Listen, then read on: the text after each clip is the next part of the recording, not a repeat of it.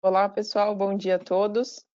Como de costume, vou pedir 2 minutos de paciência para vocês. Tem bastante gente entrando, todo mundo se acomoda na sala, e aí a gente vai começar.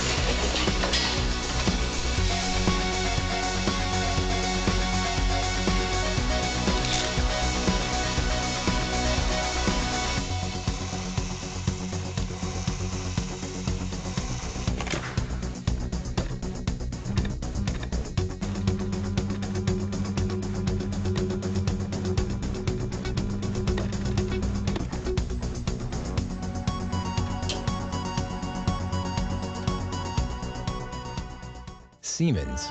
Ingenuity for life.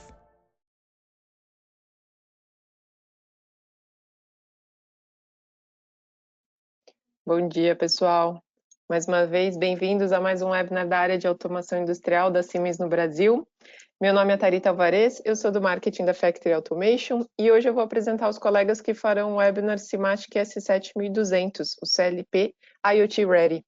Quem vai começar a apresentação vai ser o gerente de produtos responsável pela linha dos controladores Simatic S7200 no Brasil, o Vitor Lima, e depois o engenheiro de aplicação Matheus Gouveia vai realizar uma live demo para vocês.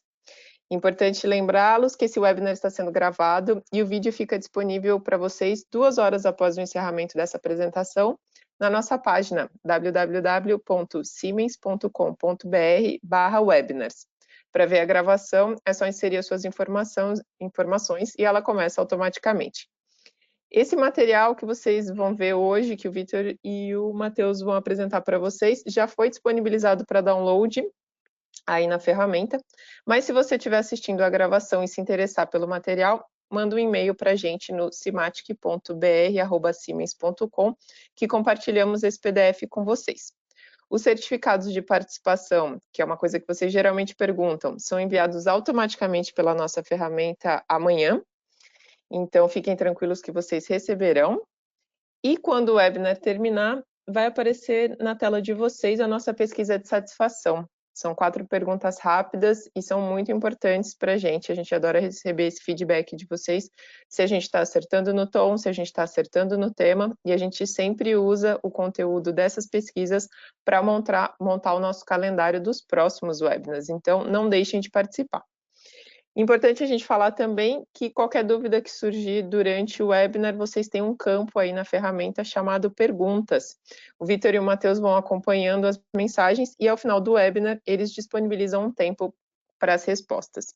E o que não der tempo da gente responder durante o webinar, depois segue para vocês por e-mail. Por fim, de novo falando do nosso site, www.siemens.com.br/webinars, lá vocês já vão encontrar algumas apresentações que a gente vai fazer no final de julho e em agosto. Então, confere o calendário lá e todas as gravações de tudo que a gente já realizou também. Agora, eu passo a palavra para o Vitor. Bom dia, Vitor. Bom dia, Tharita. Bom dia a todos. Bom dia, Matheus. Pessoal, sejam muito bem-vindos aí a este webinar. A gente está muito feliz aí, tem uma grande participação hoje conosco. E a ideia desse webinar é justamente falar aí do E7200, ele como um CLP IoT Ready, né? Então, a gente vai entender durante a apresentação o que torna ele o que a gente chama de IoT Ready.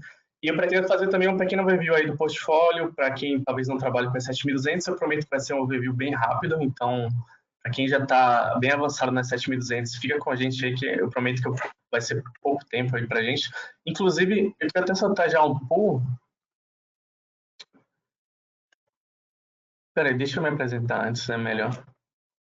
Tá, aqui nessa apresentação, pessoal, tá eu, Vitor Lima e o Matheus Chabelli, né? Eu sou o gerente de produtos aqui na área de automação da Siemens e cuido especificamente aqui do E7200 e também do logo e... Oi? Desculpa te interromper, a gente não está vendo sua tela. Não? Oh, desculpa.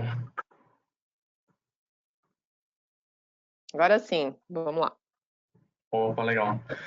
Tá, realmente é meu primeiro slide aqui. Então, a ideia aqui é só apresentar mesmo a gente. Eu sou o Vitor Lima, né? Cuido do E7200 dentro da automação da Siemens no Brasil. Tá aqui meu e-mail. E o Matheus, você quer dar um oi já, Matheus, para todo mundo?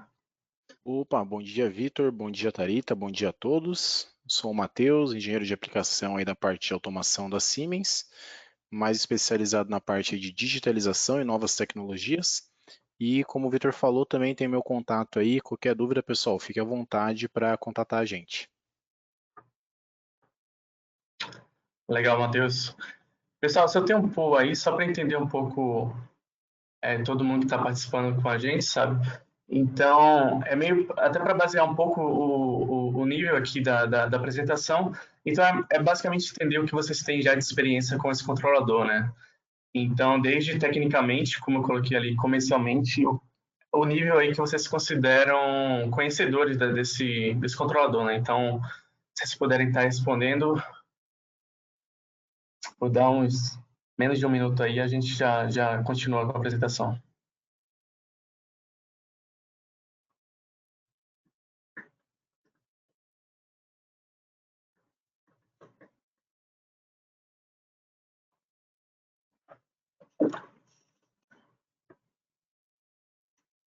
Bem legal, vou fechar em 5, 4, 3, 2, 1.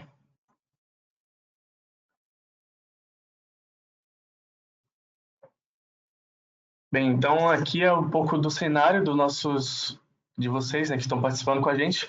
A gente vê que tem, acho que dá para dizer que metade aí não utiliza muito a 7200. Então, legal, pessoal. Acho que a ideia era realmente entender um pouco o público, né, para a gente se guiar melhor. Eu vou fazer um pequeno overview e a gente depois toca melhor para o tema de IoT, legal? Bem, o E7200, vocês, para quem chegou até cedo aí, a gente rodou um vídeo comemorando aí os 10 anos do lançamento da 7200 e do Tia Portal, né? Para lembrar que eles foram lançados em conjunto. Mas só retratando aí um pouco o posicionamento da 7200, né? A gente está aqui em 2009. Vai lembrar que um período aqui que o WhatsApp praticamente não era nem utilizado no Brasil, né? E a gente tinha aqui como produtos o E7400, o E7300 e o E7200. O E7200 com o MicroWin, né, um software específico do E7200, e o E7300 e o 400 também com esse Semantic Manager e o PCS Test também. E aqui em 2009 surgiu o Tia Portal com o E7200, né, foi revolucionário aí para a nossa indústria, né, para a Siemens. E tanto que em 2013 veio o 7500. Então, se vocês analisarem aqui a curva, o 7200 ele vem substituir o 7200, que inclusive foi descontinuado em 2013. Para quem eu vi que algumas pessoas colocaram que ainda utilizam o 7200, vale lembrar que a gente tem spare part aí até 2023 desse portfólio. Mas assim, seria bem interessante se a gente já tivesse fazendo essa migração para as CPUs mais modernas, né, que é o E7200 e o E7500. E vale comentar também que o E7300 ele aproveita também um pouco da área de aplicação do E7300, né? Então hoje a gente tem esses dois portfólios, esses dois CLPs de atuação mais forte com a gente. Embora a gente ainda continue com o E7300, que inclusive tem data já aí de provavelmente tá saindo de linha, sabe? Acho que lá para 2023, nada para agora, mas vale a pena estar no radar aí para a gente estar migrando também para novos controladores, né?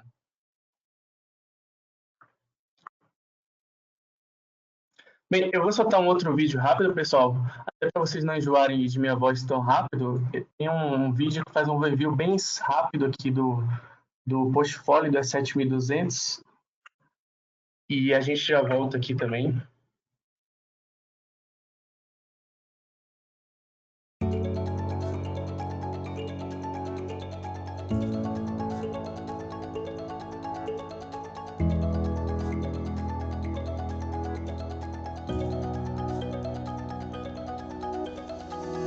Hello, I am Pamela Pacheco, the S7-1200 Marketing Manager, and I'm about to mention the 4 adjectives which best describe Simatic S7-1200.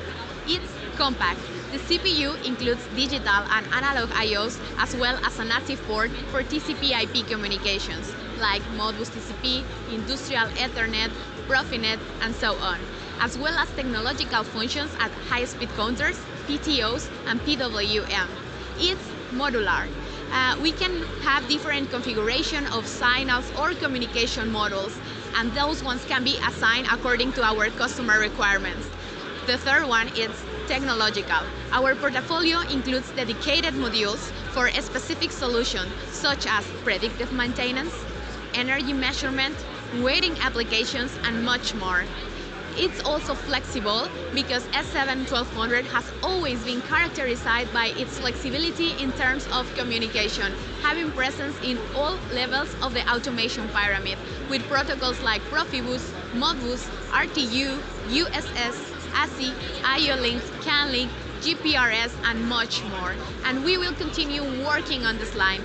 Next December, we'll be launching the new firmware, which we offer even more flexibility for communications, like OPC-UA server.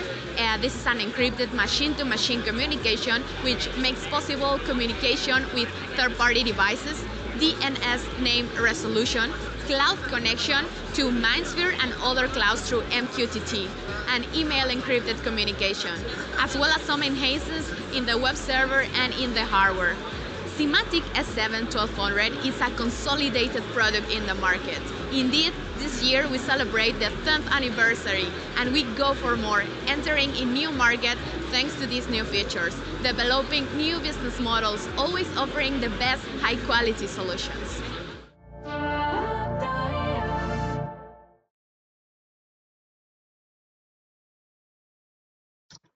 Valeu, obrigado, Pamela.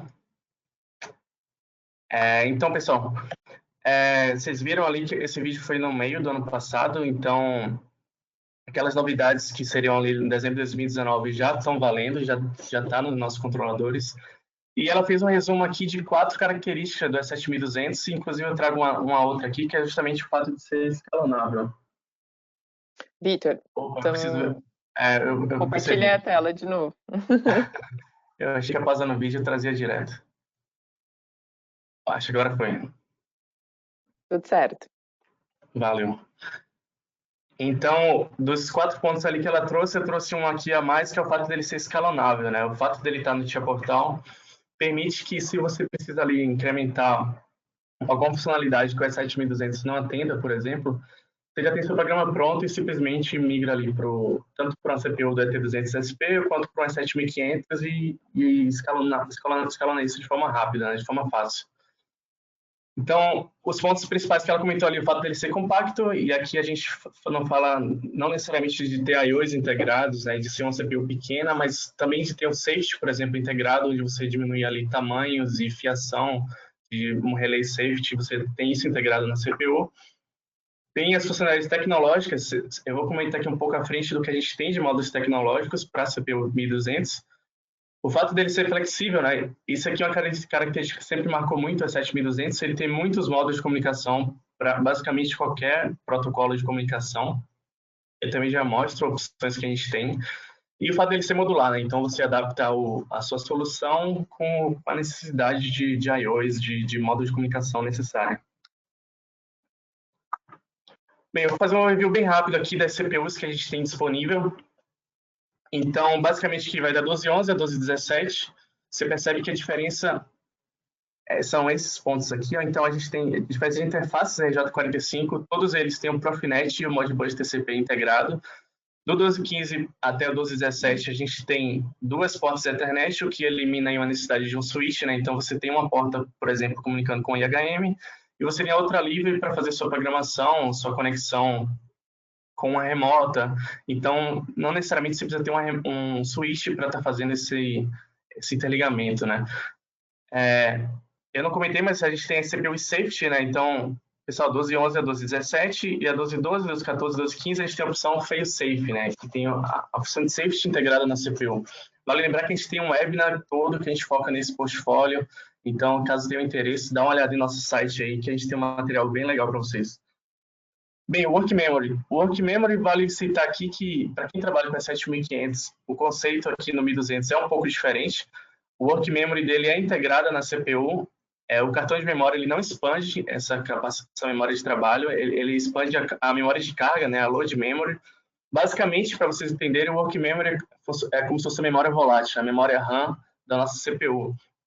Então, se você tem um programa muito pesado, à medida que você vai aumentando o seu programa, pode ser que essa memória aqui não atenda, e a solução realmente é migrar para uma CPU de tamanho maior, sabe? Então, muitas vezes, isso aqui é o que vai definir qual CPU você precisa utilizar. Uma dica é que o Tia Portal você pode estar adicionando uma CPU não especificada, está criando seu programa e está simulando o quanto você vai necessitar aí da sua memória, né? E outra dica importante também são as boas práticas de programação. Às vezes a gente recebe algumas demandas que o nosso hotline aí simplesmente ajuda, altera um bloco ou outro e isso otimiza muito essa memória dele, né? Bem, então, os I/Os integrados a gente tem aqui na 1211, 6 entradas, 4 saídas, e isso vai aumentando de acordo com o tamanho da CPU, né? A partir da 1215 aqui, a gente tem, inclusive, saídas analógicas já integradas na CPU. Além disso, principalmente para aplicações de motion, a gente tem entradas de contagem rápida. Você vê que todas as CPUs têm até 100 kHz a frequência, né? E a 1217, ela é um módulo mais especial, que atende aplicações aí mais parrudas, digamos, né, que necessita essa frequência de 1 MHz. E, além disso, a gente tem saída de trem de pulso para o controle, por exemplo, de um motor de passo de até 4 integrado na CPU. Então, você pode estar lendo encoders aqui, está tendo saídas de trem de pulso, inclusive de PWM, já integrada na nossa CPU. Outro ponto importante a se observar é a capacidade de expansão. Todos eles permitem expansão de 3 módulos de comunicação na esquerda, e os módulos de I/O somente aqui a partir da 1212 a gente permite 2, e a partir da 1214 você pode acrescentar mais 8 cartões. Eu mostro mais à frente o que a gente tem de variedade. SB é um cartão que vem na frente do 1200, então você consegue expandir ele sem estar aumentando o tamanho. É uma opção bem legal aí, se você precisa de 1 I/O a mais, 2 I/O a mais, você consegue estar adicionando com esse cara. Bem, rapidamente aqui o que a gente tem de errado, então. CPUs, todas as CPUs têm entrada tanto AC quanto DC. Saída, normalmente você escolhe se você quer a transistor ou a relé. Os modos de entrada digital e tanto de entrada analógica, você varia aí, tem toda uma variedade de densidade de canais, tanto de 8 entradas, 16 entradas, varia 16 entradas, 16 saídas, então se adequa legal aí ao seu programa, a sua aplicação, né? Módulo analógico, a gente tem também de 4, de 8 canais, aí atendendo de 13 a 16 bits, a resolução de 3 a 16 bits, módulos para RTD e termopar, né, para sensores aí de temperatura. A gente tem módulos de saída analógica, também alguns módulos híbridos, que tem tanto entrada quanto saída analógica. E esses caras aqui que eu comentei antes são os módulos tecnológicos, né? Aqui eu trouxe destaque de 3, que um é o módulo de pesagem, eu não sei se todos conhecem o Civarex, que é justamente para aplicações de célula de carga. Vocês vão ver que ele tem a variação aí de 3 módulos diferentes. Então, varia muito da aplicação, muitas vezes a aplicação de dosagem, às vezes é uma pesagem mais dinâmica. Então, a gente deve estar soltando um webinar aí, se você tem interesse, inclusive, nesse portfólio, já deixa até um feedback para a gente tentar adiantar esse webinar também. E um webinar que está pronto, inclusive, é o de CMS. Esse cara aqui é bem interessante, principalmente para o nosso tema aí de análise preditiva, né, de funções da indústria 4.0. Esse cara se permite a manutenção preditiva através de sensores de vibração, né, por exemplo, de máquinas rotativas. Então, se tua fábrica tem um motor, tem uma bomba que seja de muita importância para a sua aplicação, através desses sensores a gente consegue estar fazendo essa análise aí de uma possível falha, sabe? Então, você consegue prever aí até com meses de antecedência e estar planejando aí sua parada de sua fábrica ou a compra de um novo material, por exemplo. O Energy Meter, ele tem a função aí de similar a um PAC, por exemplo, para quem conhece o portfólio da Siemens, é a função de medir dados de energia, né, direto aqui na CPU. Então, você consegue ter dados de corrente, de tensão, potência aparente, reativa, e aí você consegue ter todo esse gerenciamento no nível de controlador. E o Dynaboard, como eu comentei, é um cara que vem aqui na frente. Vai lembrar que o 1200 tem esse flap aqui, tanto superior quanto inferior, que você pode remover, e você tira esse cara aqui da frente. Então, você consegue estar expandindo com mais I/Os aqui, modos RTD para contagem rápida. E tem um modo de comunicação também, que é o próximo tópico, que vem na esquerda da CPU. Então, como eu comentei, todos eles permitem até 3 modos de comunicação. Aqui a gente tem o Profibus DP Master e Slave, né, o mestre e o escravo. A gente tem modo para comunicação serial, RS232, 485. Módulo para rede ASI, IO-Link e para RFID. Vai lembrar que a gente tem todo um portfólio aí de RFID, né, de leitores de radiofrequência, então você consegue ter o 1200 como mestre aí para estar puxando esses dados. Esse cara aqui é muito interessante para a gente, para esse webinar, porque ele pode funcionar muito bem com as funcionalidades que a gente trouxe, né? Porque com ele a gente consegue ter essa conexão à internet, por exemplo, através de um chip aqui de qualquer operadora, você tem esse acesso, como a gente tem também o módulo, o 2431, que você tem, por exemplo, ali um DNP3, que você pode estar fazendo acesso remoto, está criando VPN, você pode estar segmentando a sua rede para Finet, que já tem uma aqui integrada, você pode estar criando uma nova. Então, tem características legais com esse novo módulo. Além disso, a gente tem aqui o Communication Board para protocolos de seriais, né, como o SS, o PTP e o Modbus RTU também. Além dos módulos de sinais, né, de dissipação à direita e os módulos de comunicação, a gente tem alguns acessórios, como, por exemplo, a própria fonte com a cara do 1200, que não é somente uma fonte com cara de 1200, ela tem características aí bem legais, como, por exemplo, dá 3 vezes de potência aí se você precisar de um arranque inicial, né? Às vezes você precisa, para combater a inércia ali, uma corrente maior, ele tem essa funcionalidade de estar suprindo isso, como, por exemplo, também está fornecendo uma potência extra aí por alguns segundos, se houver necessidade, né, na sua aplicação. E, além disso, a gente tem um switch de 4 portas, que também vai integrado ali com a cara do 1200, é um módulo bem baratinho aí, bem interessante. E o cartão de memória? O cartão de memória, ele vem aqui em cima. Deixa eu só mudar aqui. Ele vem aqui em cima, tem essa entrada do cartão de memória. Como eu comentei, ele tem a opção de aumentar, digamos, o HD da nossa CPU, né? Então, você consegue armazenar mais informações nele, puxar aí datalog, fazer atualização de firmware. Então, muitas vezes você precisa desse cara aqui, se o seu programa é um pouco grande, tem muitos comentários, tem muitas tags, então, às vezes é uma necessidade dessa sua CPU, mas lembrando que ele não é mandatório, né? Você consegue utilizar ele sem esse cartão de memória. E um outro módulo de expansão que pode ser interessante para sua aplicação é esse Battery Board, que ele aumenta o relógio aqui de tempo real da CPU em caso de que você desligue, né, a CPU. Vamos pensar aí, por exemplo, uma aplicação de um silo, onde você tem uma função ali, em determinada hora do dia, ele aciona uma saída. Então, você tem alguns meses, por exemplo, do ano, que você não vai trabalhar e você vai desligar a sua CPU. E quando a CPU voltar, se você não tem esse modo de bateria, provavelmente ele vai perder esse relógio, porque ele só aguenta aqui por cerca de 20 dias. Sem energia, ele consegue manter o relógio. E, claramente, e obviamente, também, se você não tiver nenhum NTP server para estar atualizando automaticamente seu relógio, né? Mas essa bateria pode ser uma solução para manter aí por cerca de um ano. Então, você desliga seu sistema, religa daqui a um ano e vai estar tudo ainda atualizado, sabe, seu relógio. Legal. Fazendo essa introdução da CPU do 1200, a gente vem aqui agora um pouco do conceito aí de indústria 4.0 para a gente chegar no IoT e entender por que ele é um CLP de IoT. Então, fazendo um pequeno resumo aqui do que seria uma produção inteligente, né, para a indústria 4.0.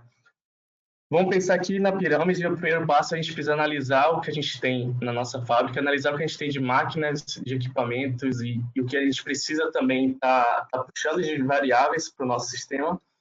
Então vamos imaginar aqui que a gente tentou puxar dados de temperatura, por exemplo. Aqui a gente precisa pensar como a gente coleta esses dados e como conecta isso para gerar uma visualização. E não somente gerar uma visualização, né? Você precisa entender o que aquela variável está te falando. E a partir do momento que você entende, você consegue também prever possíveis falhas, possíveis melhorias para o seu sistema, né? E aí você gera uma produção inteligente, onde, por exemplo, um modo de inteligência artificial consiga trazer soluções aqui para o seu sistema e estar realimentando, e você tem uma solução mais flexível, né? E para essa indústria 4.0. E aqui a gente fala exclusivamente da funcionalidade de IoT, né? E o IoT ele se localiza justamente aqui, com essa ideia de coletar essas variáveis necessárias para o seu sistema e de conectar também, seja com o seu SCADA, seja com o seu IHM, seja com a nuvem e sistema nosso atual aí, né? Para a sua produção. Eu fiz questão de trazer também aqui um pouco da revisitação, né, de uma topologia de automação. Para todo mundo que estudou automação, aprendeu essa pirâmide aqui de automação, onde a gente tem na base nossos dispositivos de campo, atuadores, sensores, comunicando com os controladores, os modos de acionamento. Todos eles, controladores, comunicam com o nosso supervisório aí, seja um DCS, um SCADA. A gente tem aqui a parte de gerenciamento da fábrica com o MES, e mais em cima a gente tem o ERP para o gerenciamento aí de todo o negócio, né? Hoje, com a indústria 4.0, a gente vê isso de outra forma, né? A partir do momento que entrou várias variáveis de TI entraram no mundo da automação, e um cara muito importante é a nuvem, né? A gente trouxe esses dispositivos inteligentes para dentro da fábrica também. Então, um dispositivo que antes necessitava de um controlador, hoje, ele, por exemplo, ele consegue comunicar direto com a nuvem, com o sistema MES, com o sistema ERP. Você consegue ter aqui dispositivos em campo que trabalham esses dados e depois jogam para a nuvem com o sistema Edge. E o que a gente traz hoje aqui é justamente essa nova pirâmide de automação. Na verdade, não uma pirâmide, né? Esse novo emaranhado de automação, onde você tem esses objetos inteligentes, trocando dados entre si, subindo isso para um nível de controle, nível supervisório, e tudo isso interconectado. E bem, quando o mercado de automação viu essa necessidade, né, surgiram muitos módulos para suprir essa interface aí entre o mundo de TA e o mundo de TI. Então, a Siemens, por exemplo, lançou o IoT 2040, eu acho que muitos de vocês conhecem bem esse módulo aqui, que esses caras, eles têm muito mais a cara do mundo de TI do que o mundo de TA, né? Você vê que o IoT 2040, por exemplo, ele é um sistema operacional baseado em Linux, ele tem a placa de expansão aqui, que é no padrão de Arduino, Ele utiliza novos protocolos que não estavam muito habituados aí ao mundo de automação, como MQTT, traz Docker para aplicativos Edge, interfaces aqui de Bluetooth, de LoRa. A programação agora dele é feita em Java, Eclipse, Node-RED. Então, a gente vê que é muito mais um mundo de TI do que um mundo de automação, né? Então, obviamente, vocês devem estar cansados de ouvir que o profissional de TA cada vez mais está se unindo com o profissional de TI e está criando, inclusive, um profissional TIA, né? O TIA, tanto a tecnologia de informação quanto de automação. Mas por que eu trago isso, pessoal? Porque agora a gente, de certo modo, a gente elimina a necessidade desses gateways com os controladores IoT Ready. Quando eu chamo de IoT Ready é porque esse controlador ele está pronto para esse mundo novo, esse mundo IoT. Então, se você já tem esses módulos novos, por exemplo, do firmware 4.4, você não precisa mais comprar um equipamento diferente para estar subindo esses dados, né? Você já tem tudo isso integrado. Por mais que você não utilize hoje, daqui a 2, 3 anos, se você precisar, saiba que você já tem um controlador que já está pronto para esse novo mundo. E aqui eu fiz questão até de trazer uma imagem que tem um carinha aqui também, o logo, que para quem assistiu o webinar do logo, sabe que em outubro está lançando uma novidade que a gente também vai ter o MQTT incorporado aqui e vai ser um cara interessante também para a gente usar nas nossas aplicações. Bem, essa foi a introdução, pessoal. Agora a gente vai entrar no tema de fato. A gente vai fazer live demos aí, o Matheus preparou os 3 live demos, vai ser bem interessante. E aí, o que a gente veio de novidades, né, para o 1200? Eu fiz um pequeno overview aqui do que lançou nos 3 últimos anos, dois últimos anos. Então, a gente teve upgrades aqui de IO-Link, do NGMeet, em 2018. Em 2019, no início do ano, com o firmware 4.3, a gente veio aqui o Secure Open User Communication, que é uma base aqui para comunicação com nuvem e com muitos protocolos de TI, né, com SSL e o TLS. E esse cara aqui abriu o espaço para o MQTT e também para uma comunicação com segurança de dados, né, a parte de cybersecurity com certificados também, troca de certificados, além de harmonização no nosso servidor web. Vocês vão ver que no 4.4 ele também trouxe essa novidade aqui. A gente não vai entrar muito nesse tema do servidor web, mas ele trouxe melhorias aí, você fazer upgrade de firmware do seu IO device, do 1200. Ele teve melhorias com o Datalog no servidor web, além de ter melhorado assim, a interface dele. Ele hoje é muito mais próximo do E7500 do que o que ele era antes. E aqui são 3 novidades que a gente vai entrar bem agora, que é o fato de você enviar e-mail seguro, encriptografado, né, com arquivos anexados, o OpenCUA Server, que veio agora nesse 4.4, o suporte de DNS Name Resolution. Essa opção aqui é bem interessante, eu já comento dela. A gente tem agora um bloco também chamado Mind Connect, que facilita a conexão do E7200 com o Mindscape, que é a nuvem da Siemens, né? Então, é muito mais facilitada essa conexão com a nuvem própria da Siemens. A CP, que eu comentei lá no início, a 12431, ela agora veio uma novidade que ela suporta também IPv6. A gente sabe que quanto mais dispositivos na rede, mais IPs vão surgindo e o IPv6 ele vem suprir aí a necessidade de ter mais IPs disponíveis na rede. E de novidade de hardware, eu trouxe até 2 aqui, só para a gente não passar em branco, que agora ele tem 2 módulos de entrada e de saída digital, de 16 entradas e 16 saídas, do tipo Sync, né? Então é do tipo NPN, o transistor dele. Para quem está acostumado aí, todos os nossos módulos são do tipo PNP. Caso você tenha alguma aplicação ou prefira trabalhar do modo NPN, a gente agora tem também 2 módulos aí para atender esse mercado. E saiu também uns terminal blocks do tipo Push-in. Aqui no E7200, toda a conexão dele é feita por parafuso, né? Então você conecta aqui o fio e aperta com o parafuso. E agora a gente tem como spare part, né? Ainda não vem incluso, mas você pode comprar esse board aqui em cima e fazer essa conexão via Push-in. E o que é legal desse firmware novo é que ele é um update gratuito para todo mundo que possui hardware aí com firmware de 4.0 para cima. Se você tem aí, por exemplo, uma CPU em sua frente que está fechada, você ainda não utilizou, uma das formas de você verificar é justamente se ele tem esse código aqui, que a gente chama de MLFB, esse 40 aqui no meio.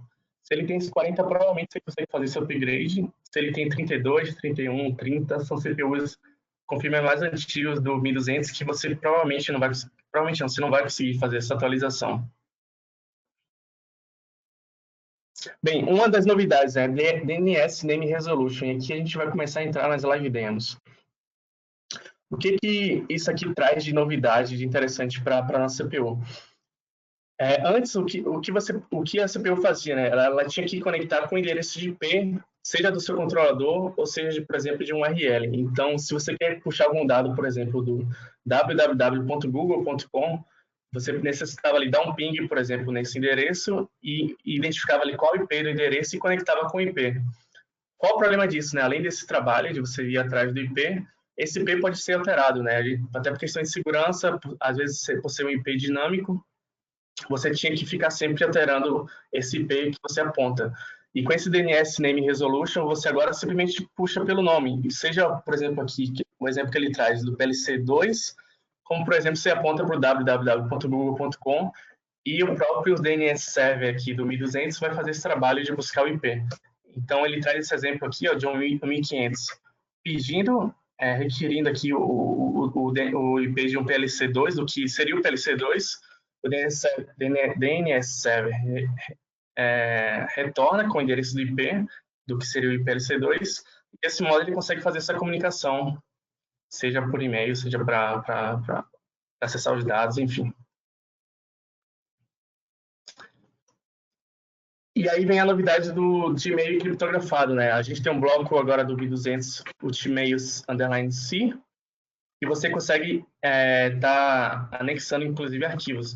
Qual é a ideia dele? Você puxa o certificado aqui de seu provedor de e-mail, você integra ele aí no seu usuário, no seu e-mail, e você tem isso na sua CPU. A partir do momento que, por exemplo, você programa, se tiver uma falha aqui no seu equipamento, você consegue enviar um e-mail para o seu dispositivo, seja aqui, ele dá exemplo de um smartwatch, e você tem essa garantia de ter um e-mail criptografado, né? Então, você evita que falhas, por exemplo, de ter um main temido, de alguém entrando no seu e-mail aqui, tá lendo sua informação, tá inclusive alterando sua informação. Então, aqui é uma atualização de cybersecurity, né? Você está autenticando e garantindo aquele e-mail. E aí a gente entra no primeiro live demo. Matheus, você puxa aí e faz essa demonstração? Opa, Vitor, claro. Só me dá um feedback, por favor, quando você vê a minha tela aí. Uhum. Estamos vendo. Opa, maravilha. Então, pessoal, vou dar um bom dia novamente aí para vocês. E eu queria até fazer um convite para todo mundo. Pela resolução da minha tela, se todo mundo conseguir ficar em tela inteira, acho que vocês vão aproveitar bem mais, tá bom? Então, vou pegar o gancho do Vitor falando um pouquinho da parte sobre o envio de e-mails. Então, eu tenho aqui um projeto com o S7200, onde, dada a condição que eu gostaria, eu vou conseguir enviar um e-mail diretamente ali alertando, né? Então, o Vitor falou uma coisa bem interessante agora no final, que é o seguinte: a gente está falando, pessoal, do mundo de IoT, a gente está falando de um mundo conectado. Então, a gente começa a ter que ter uma preocupação um pouquinho maior com segurança dos nossos dispositivos, seja colocando um firewall para poder se conectar na internet, ou seja, como nós estamos fazendo no caso aqui, conseguindo importar um certificado diretamente para um ambiente de automação. Então, eu peguei ali o certificado, por exemplo, do meu provedor de e-mail, consegui fazer o import para dentro do meu PLC, para que eu consiga fazer uma comunicação segura e criptografada com o meu servidor de e-mail. Então, eu consigo garantir a integridade da mensagem que eu estou mandando ali para cima. Isso é muito importante no ambiente de IoT, como a gente está propondo aqui. Então, pessoal, a outra ideia é mostrar o seguinte: o quão fácil é isso. Então, eu já tenho esse e-mail, esse certificado importado para garantir a integridade da minha comunicação. E tudo que eu preciso para poder fazer isso é, como o Vitor falou, uma conexão com a internet, no meu caso aqui, cabeada, mas poderia ser através de um módulo de 4G, como o Vitor mostrou ali no começo da apresentação, né? Até trazendo uma proposta até mais interessante ali, porque você realmente consegue deixar esse equipamento isolado, eu não preciso ficar puxando um cabo até ele, eu dou a conectividade via 4G diretamente para esse dispositivo. Uma vez feito isso, basta você configurar alguns poucos dados, chamar um único bloco e você consegue fazer o envio de um e-mail. Então vamos fazer isso na prática? Eu já tenho um programinha aqui rodando, tá, pessoal? Até fazendo um disclaimer aqui, queria comentar com vocês que eu fiz um programa que gera alguns dados aqui em tempo real, usando uma biblioteca chamada LGF da Siemens, que é uma biblioteca de vários blocos que já estão totalmente prontos e seguindo os bons hábitos de programação para a gente otimizar o recurso de memória, que vocês só precisam fazer o download e começar a usar. Não precisa pagar mais nada por isso, tá? Então tem um bloquinho aqui que está gerando para mim, por exemplo, uma função senoidal para a gente poder enviar aqui alguns dados nas nossas live demos. Então acho interessante reforçar que essa biblioteca está aí disponível para vocês para uso e ninguém tem que pagar nada a mais para isso. Então, vou voltar aqui de novo para o meu bloquinho aqui do e-mail, igual o Vitor tinha falado, que é o tmail_c, e simplesmente eu mudando essa minha tag aqui de request, que poderia ser através de um trigger, por exemplo, a minha temperatura passou de um determinado nível que eu gostaria. Então eu quero que dispare um e-mail para minha manutenção. Então se eu vier aqui na minha tela, vocês vão ver aqui, ó, que ele acabou de enviar um e-mail, então um e-mail que eu já deixei pré-cadastrado. Tem até aqui a parte do assunto, né? Eu mandei aqui um olá do seu amigo S7200, onde ele fala, verificar processo, nível máximo de temperatura extrapolado. E o mais interessante é que a gente pode aqui, em tempo real, se a gente quiser, alterar essa mensagem. Então, por exemplo, se eu vier aqui e mensagem alterada, por exemplo, e alterar essa mensagem do meu e-mail, poderia dar uma incrementada nela também, tudo mais, adicionando o último valor da variável medida e por aí vai, vocês vão ver que eu consigo já enviar esse e-mail com uma versão atualizada para o e-mail ali cadastrado, tá? Então vocês vão ver aqui que eu tenho minha mensagem alterada. E o interessante, igual o Vitor falou, é que eu poderia inclusive colocar ali um anexo nesse meu e-mail. Então, por exemplo, eu poderia fazer um data log aí das minhas variáveis do meu dia, né? Como essas variáveis se modificaram no meu dia. E depois poderia enviar isso através de um arquivinho .csv para o e-mail do supervisor de manutenção ou para o e-mail do supervisor da operação, para que ele tenha esses dados consolidados no dia. E, novamente, para fazer isso, a gente não tem que pagar nada mais, é simplesmente utilizar o S7200 com o firmware atualizado, né, versão 4.4 de Portal V16, um pouquinho de programação, que quem é do TA sabe que a gente gosta bastante disso, e já pode usar esses recursos. Vitor, agora eu volto aí com você. Opa, para já, obrigado, Matheus.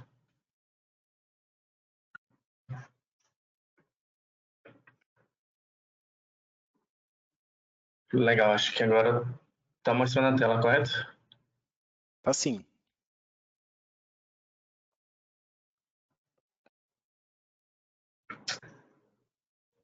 Beleza, pessoal. Então, falamos do e-mail e aqui eu entro em outro tema que é o MQTT.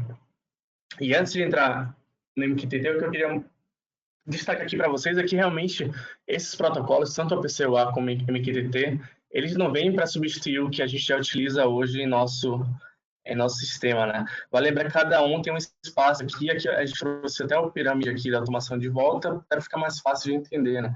Quando a gente pensa aqui em nível do campo, né, os dispositivos de campo e o nível de controle, a gente ainda é muito, digamos, o mais adequado ainda é utilizar protocolos de real-time, né? E nisso a gente tem o Profinet aqui que faz essa função muito bem, comunicando com os dispositivos de campo, comunicando IHMs. Porém, o APCUA ele vem para somar e trabalhar junto com o Profinet. O legal dele, por exemplo, é que ele trabalha no mesmo cabo, né? Tanto ele como o MQTT. Então, não é nada novo, você simplesmente já tem toda a sua arquitetura pronta, né? E o APCUA ele vem para somar, para trocar dados aqui entre controladores de terceiros, né? Um controlador de um outro fabricante, por exemplo. E o MQTT ele talvez diria assim que ele é o best in class aí da classe de protocolos para subir esses dados para a nuvem. Ele é um protocolo bastante leve que supre bem essa necessidade de você jogar os dados direto para a nuvem do seu controlador. Bom. E aqui é um exemplo que o Matheus vai trazer para a gente, que é justamente ter o 1200 aqui como publisher. Ele vai mostrar para vocês como utilizar um broker. Ele está utilizando um broker que tem os subscribers, né? Então, os subscribers ele requer aí qualquer informação para o publisher e através do MQTT você traz esses dados, sobe isso para a nuvem. Aqui a gente traz qualquer nuvem de mercado, seja um Azure, um AWS, IBM Cloud. O legal do Mindspeed da Siemens que eu comentei antes é que a gente tem um bloco aí pronto que facilita toda essa integração, sabe? Mas o MQTT também traz isso de forma muito fácil para sua aplicação que você já utiliza em sua fábrica. Matheus, manda bala aí. Opa, Vitor, obrigado, cara. Vou voltar aqui. Acho que você já deve estar vendo a minha tela aí.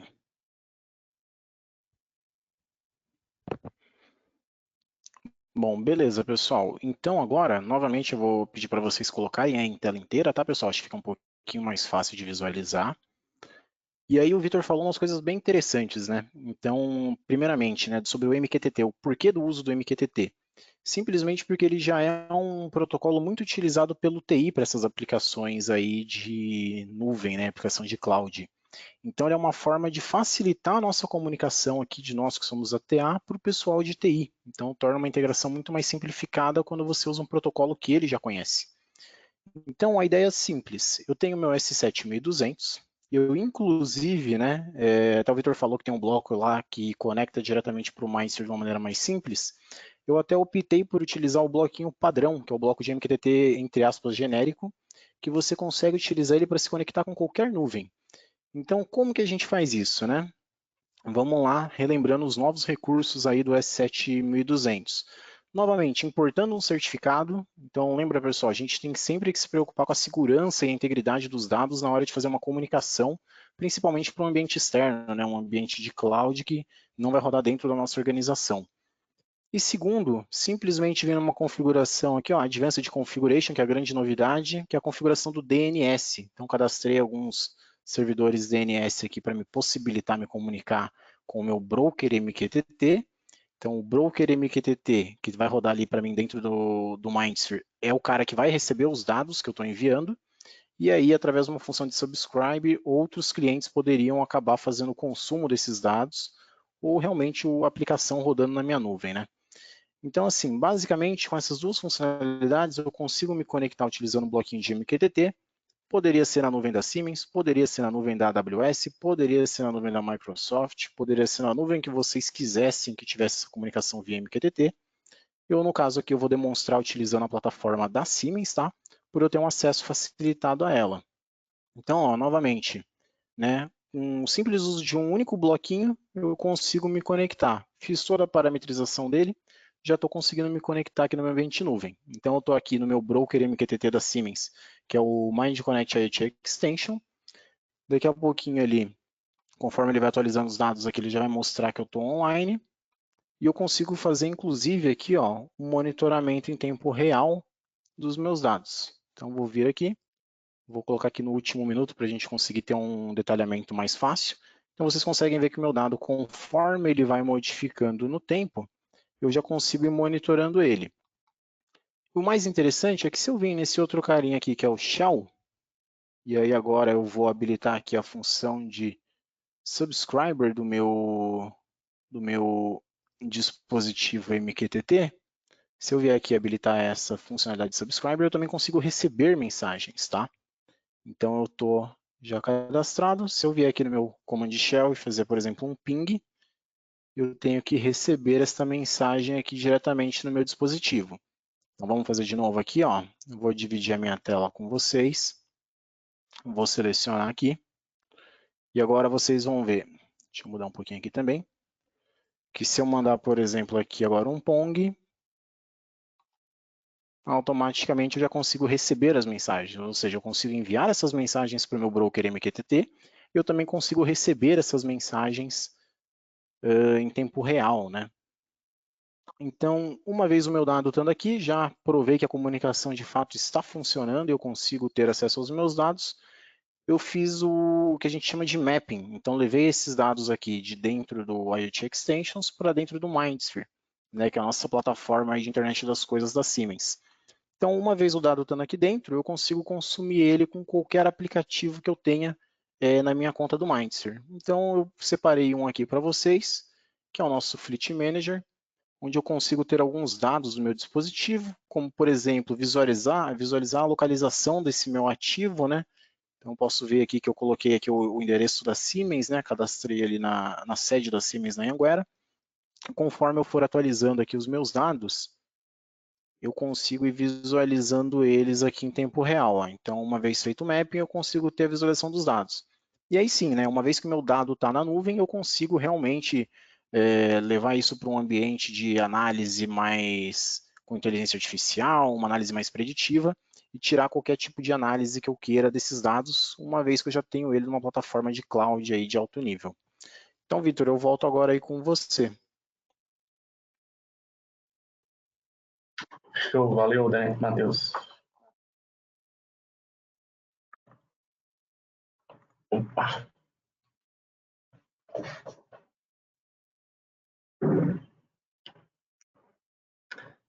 Bem legal. Vocês viram aí como é fácil, né, utilizar o MQTT, você subir isso para a nuvem ali, utilizando aplicativos, inclusive do Minds. E aqui eu vou entrar no nosso terceiro tema, que é o OPC-UA.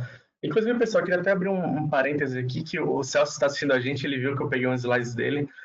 Vou aproveitar a audiência, depois dá uma olhada aí no Google, Arena Black Rocks.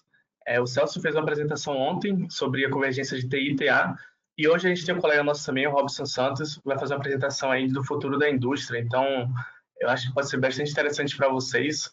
A Arena Black Rocks. Depois dá uma olhada aí no Google. E ontem ele fez justamente usando esse slide, por isso que eu lembrei aqui de comentar. Mas, enfim, vamos voltar aqui ao tema OPC-UA. O que a gente tinha de cenário aqui? E o Celso fez essa analogia, por isso que eu fiz essa questão de trazer aqui também. Antes a gente tinha aí, por exemplo, no PC, vários conectores diferentes. Né? A gente tinha o mouse que conectava de um modo, o teclado de outro modo, o monitor era um outro conector, tinha conector serial, conector para impressoras, enfim. E hoje tem sido cada vez mais padronizado para o uso do USB, né? Seja USB, USB-C. E essa analogia que a gente faz hoje para PCUA. A gente vê muitos fornecedores, né, cada vez mais incorporando o PCUA em seus controladores, por ser um padrão hoje do mercado e facilitar essa conectividade, né, essa integração no chão de fábrica. Então, como eu comentei antes, o Profinet e o PCUA, eles trabalham juntos. A gente tem aqui esse exemplo, né, de um Profinet conectando aqui um drive, por exemplo, e você tem seu PCUA fazendo essa conexão aqui horizontal com outro controlador. Aqui a gente traz de novo um controlador da Siemens, mas poderia ser esse controlador de terceiro também trazendo os dados em um PCUA.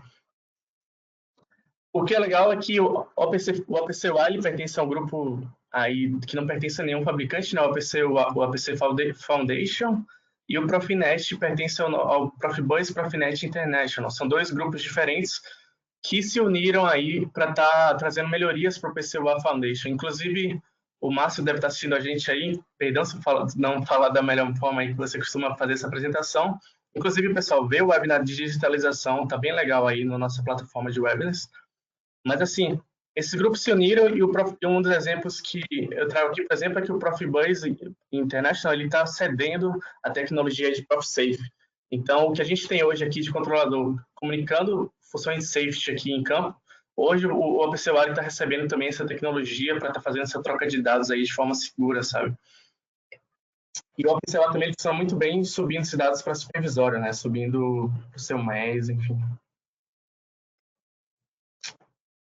E essa era a introdução aí do OPC-UA. Matheus, se puder fazer essa nova live demo também do tema. Opa, Vitor, vamos lá, cara. Então, acho que você tá todo mundo vendo a minha tela, né? Sim. Então, beleza. Obrigado pelo feedback, cara. Então, vamos lá, pessoal.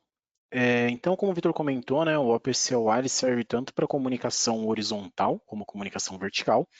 Então, o grande trunfo aí, uma das coisas mais interessantes que a gente tem com esse novo firmware da versão 4.4 com o V16 é a possibilidade agora de eu tornar o meu S7200 um OPC server. Então, se eu tiver um MES ali que use comunicação OPC, ou se eu quiser me comunicar com algum outro dispositivo terceiro, ou alguma aplicação de TI que muitas vezes também faz comunicação via OPC-UA, eu consigo fazer isso agora utilizando o meu controlador S7200.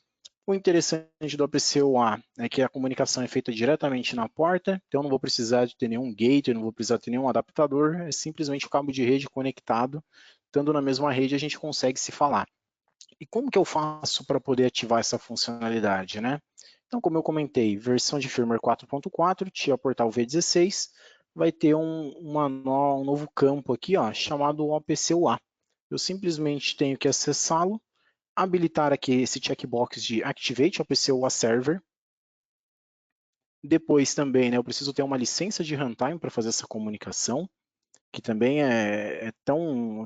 que é muito mais barata do que você pode pensar e traz inúmeros benefícios, tá? Então eu tenho que ativar um checkbox, colocar a licença de runtime e fazer aqui a declaração do nosso server interface. Então as tags que eu quiser visualizar aqui pelo meu OPC-UA, eu simplesmente clico e arrasto. Eu já vou conseguir ter esses dados, né, assim que eu fizer o download aqui da minha aplicação, eu vou conseguir acessar esses dados. Eu já vou conseguir aqui fazer o ato online, peraí. Então eu já vou conseguir fazer aqui o acesso a esses dados que eu tenho, tá, pessoal? Então é bem interessante, é uma forma extremamente simples. E aí o que eu quero mostrar para vocês é que eu não preciso ter simplesmente um outro dispositivo, tá, para poder fazer essa comunicação. Tanto que eu vou usar um client, acho que é bem conhecido para quem já mexeu com o OPC-UA, que se chama o Expert. Então com ele eu consigo fazer esse acesso, ler as minhas variáveis e também alterá-las aqui. Então novamente aqui eu queria mostrar para vocês a DB onde eu tenho esses dados, que foi aqui eu justamente puxei ele para fazer a declaração, e através agora do Expert, para poder fazer a conexão com ele, tudo que eu vou precisar é do endereço aqui do meu servidor. Então aqui eu já tenho ele, né? A gente pode até voltar aqui e visualizar ele.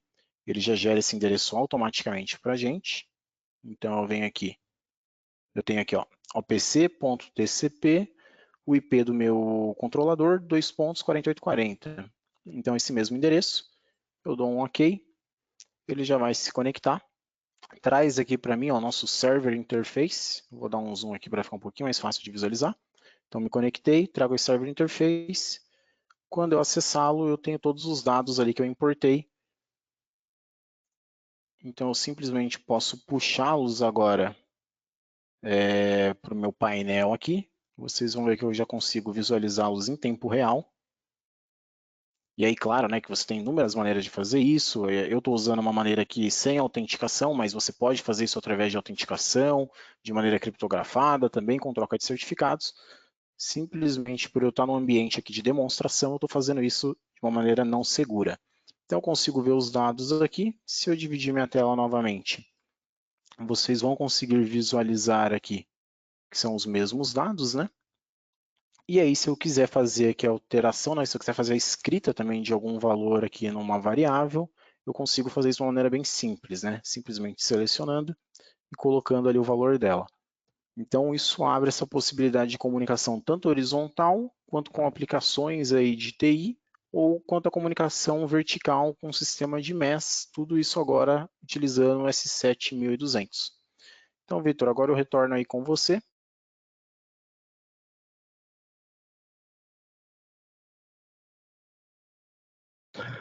Opa, muito bom, Matheus.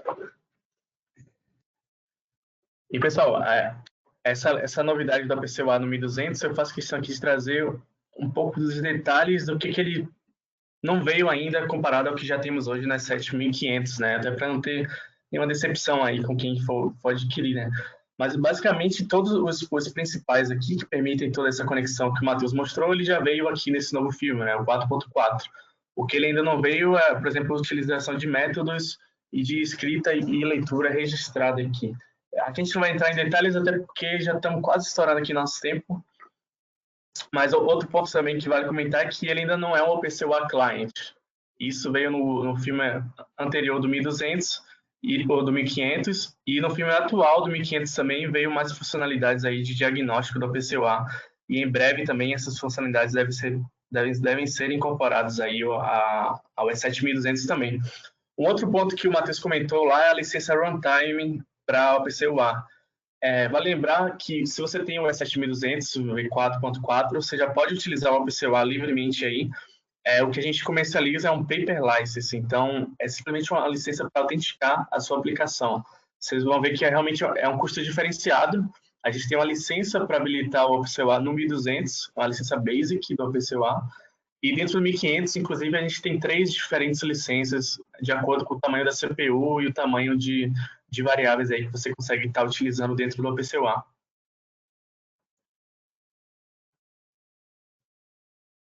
Bem, pessoal, só para resumir, vamos lembrar aqui que o 1200 ele é um controlador aí preparado para o mundo de IoT. E esse slide aqui eu acho que ele resume bem, porque vocês percebem que ele tem muitas funcionalidades e muitas possibilidades de conexão, né? Então, qualquer dispositivo, não vou dizer qualquer, mas praticamente todos os dispositivos aí você consegue estar conectando com o 1200, seja através de um coupler, de um gateway ou através de um módulo mesmo integrado no 1200. A gente tem até novidades aqui, né? 200SP, por exemplo, o módulo DALI, para um BACnet. E aqui, embora seja da 200SP, vale lembrar que o 1200 pode puxar uma remota e está trabalhando também com esse módulo. E bem, então a ideia dessa apresentação é realmente demonstrar que essas tecnologias elas precisam convergir, né? Vocês precisam ter essa conexão, seja seus protocolos de Fieldbuoy, seus protocolos baseados na internet, e esses protocolos, digamos que novos para automação, né, como o MQTT ou o OPC-UA, não tão novos, mas esses protocolos que a gente salientou aqui nessa apresentação, todos eles precisam realmente convergir, que a ideia é justamente ter essa transferência de dados, né? Então, a ideia é ter a nossa máquina aí cada vez conversando mais com dispositivos inteligentes, conversando tanto horizontalmente quanto verticalmente para a nuvem, para o seu sistema, e aí utilizando os protocolos em onde é devido, né? E vale lembrar que o 1200 já tem todos eles incorporados, sem nenhuma necessidade de nenhum módulo a mais, por exemplo. Pessoal, é isso. A gente agradece a todos aí por ter acompanhado. A gente viu que muita gente realmente ficou no final. Obrigado mesmo. E agora a gente queria dar um período aí para perguntas, né? Eu acho que o Matheus já deve estar lendo algumas perguntas. Se já quiser até responder, Matheus, eu vou também começar a dar uma lida aqui. E a gente abre espaço aí para um bate-papo entre a gente.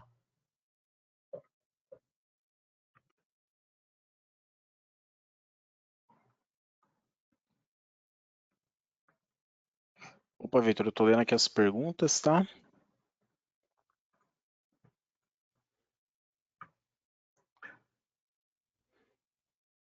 Ó, tem uma aqui bem interessante, né? Falando aqui qual seria o risco de conectar o 1200 na internet. Então, assim, pessoal, seja não só o 1200, seja o 1500, seja qualquer dispositivo que você conecta ali na internet, você sempre tem que se preocupar com a parte de segurança, né? Então, você tem que fazer essa comunicação de uma maneira segura. Então, a gente até demonstrou algumas maneiras de fazer isso, e sempre tendo algumas camadas de proteção entre essa sua conexão e o seu dispositivo. Então, isso vale para o computador que está na sua casa, como para o seu CLP que vai estar na sua máquina ou na sua planta. Então, a Siemens ela tem uma série de dispositivos de segurança que pode te auxiliar nesse momento, mas aí, novamente, né, toda a conexão que você leva de um dispositivo para a internet, você tem que se preocupar com a segurança para que nenhum dado seu seja perdido ou seja adulterado aí no meio do seu processo, tá? Então, sempre se atente aos processos de cybersecurity aí. Uhum. Matheus, tem muita gente pedindo aí o seu programa exemplo que você utilizou na live demo. Não sei se você Legal. conseguiria compartilhar isso. Sim, pessoal, todo mundo que se interessou, por favor, me envia um e-mail aí, envia uma mensagem pra gente, que eu mando sim, tá?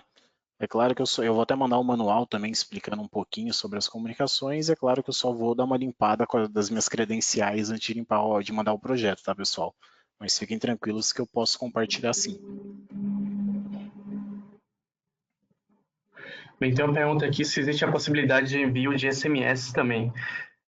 Tem um módulo ali que eu mostrei ali de comunicação, que é o 1243-7, se eu não estou enganado. A gente vai ter a variação para GSM e GPRS, né, seria o 3G, e tem a variação também de 4G. Então, você coloca esse módulo aí do lado, coloca o chip da operadora e você consegue configurar aí via servidor web, inclusive, para estar enviando mensagem de texto também.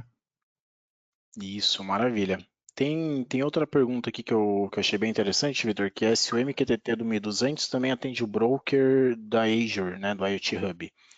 Então, pessoal, sim, tá? O MQTT é realmente um protocolo, tá? Vamos lembrar disso. E ele consegue atender qualquer tipo de aplicação em cloud, tá? Então, a gente não está limitado a simplesmente conexão com a nuvem da Siemens. Então eu mesmo já fiz testes aí com a Azure, também com a AWS, agora também estou iniciando com a IBM, então se alguém tiver alguma dúvida, manda uma mensagem para mim, que eu inclusive tenho alguns vídeos tutoriais mostrando como conectar aí o 1200 em outras plataformas de cloud. Só mandar um e-mail que eu mando para vocês, tá?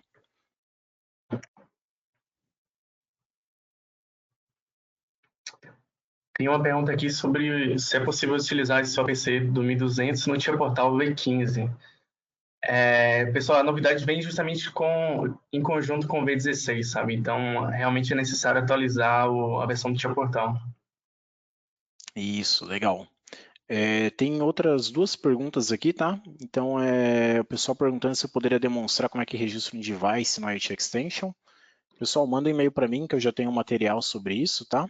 E tem uma outra pergunta aqui bem interessante também, que é, no caso do MQTT, se precisa de alguma licença.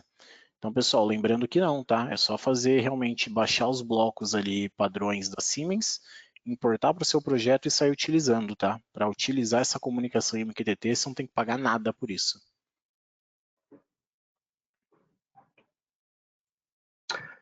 Teve gente que perguntou lá quando eu mostrei o switch do 1200, ele não é gerenciável, não faz NAT, não tem L2, L3. Ele é um switch bem simples mesmo.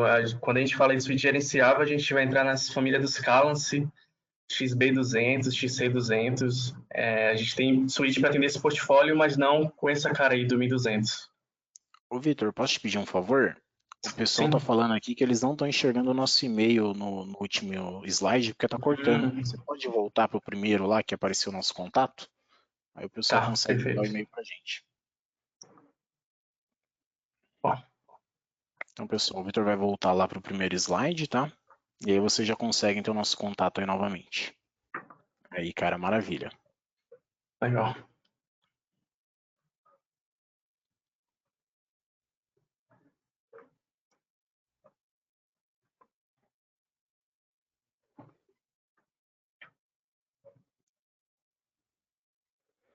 Então, maravilha, né, Vitor? Você vai querer fazer a chamada para o Summit também? Legal. Bem lembrado, Matheus. Pessoal, só aproveitando, inclusive, Matheus, se quiser dar mais uma lida aí nas perguntas, tá rolando nesse exato momento o Summit. Vocês estão vendo aí o Google? Tá vendo, mesmo? Nesse exato momento está correndo aí o Virtual Summit da Siemens Alemanha, né? Um evento global. Para quem aí está habituado com o inglês, não tiver grandes problemas, a gente está nesse exato momento aí ocorrendo algumas sessões, justamente falando aí de novidades, né, para Digital Enterprise. Então, vocês vão ver aqui agora, nesse exato momento, está correndo esses 3 eventos, se eu não me engano. Então, você consegue se registrar aqui e está participando também. A gente tem algumas palestras aí que vai de encontro ao que a gente apresentou hoje, de novidades de nossos controladores, novidades do Tia Portal. Então, para quem aí está com disponibilidade de estar participando, eu acho bem interessante. Legal, Vitor. Tem uma última pergunta que eu queria responder, que eu achei bem interessante, que é se as funções de MQTT e envio de e-mails poderão ser testadas no simulador. Então, assim, eu já fiz alguns testes que deram certo, tá? Mas com as 7500 usando o nosso PLC Sim Advanced, que é o GM digital do nosso controlador avançado, que permite essas funções de comunicação. Com as 7200 por hora, você vai precisar do dispositivo físico mesmo para poder fazer esses testes, tá? Vitor, acho que a gente chegou aqui no tempo limite do webinar, né? Tem. E aí, as outras perguntas aqui a gente vai respondendo por e-mail. Não, perfeito. Eu vi que realmente tem bastante pergunta ainda que a gente pode estar respondendo, mas a gente manda no e-mail, eu acho que atende legal. E aí, se a sua pergunta realmente não foi respondida e não chegou para você em 2 dias, até amanhã, manda um e-mail para a gente também, ó. Nosso contato está aí e não deixa de enviar não fica com sua dúvida, a gente responde. Tá bom, pessoal? A gente agradece então mais uma vez e esperamos vocês aí no próximo webinar e boa tarde, um bom fim de semana e bom fim de semana de trabalho para todos. Valeu, Vitor. Bom final de semana aí para todo mundo.